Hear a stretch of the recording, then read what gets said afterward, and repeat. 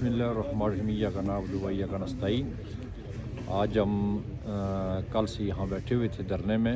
کے پی کے ہاؤس کے باہر، اور ابھی بھی یہاں M P A M N As موجود ہیں۔ رات کو بڑی تعداد تھی لوگوں کی، لیکن یہاں سخت سردی ہے۔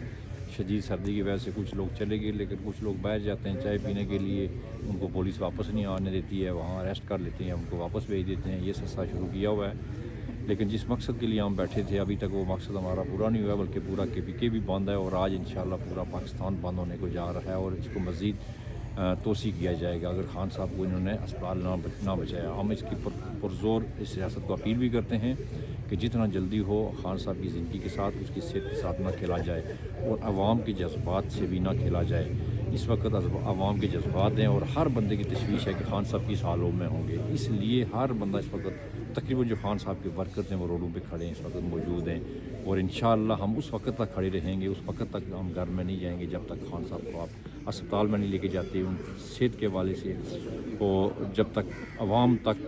مصدقہ اب خبر نہیں دیں گے اس وقت تک انشاءاللہ ہم پیچھے نہیں ہٹیں گے، اور آخری سانس تک لڑیں گے آپ کے ساتھ۔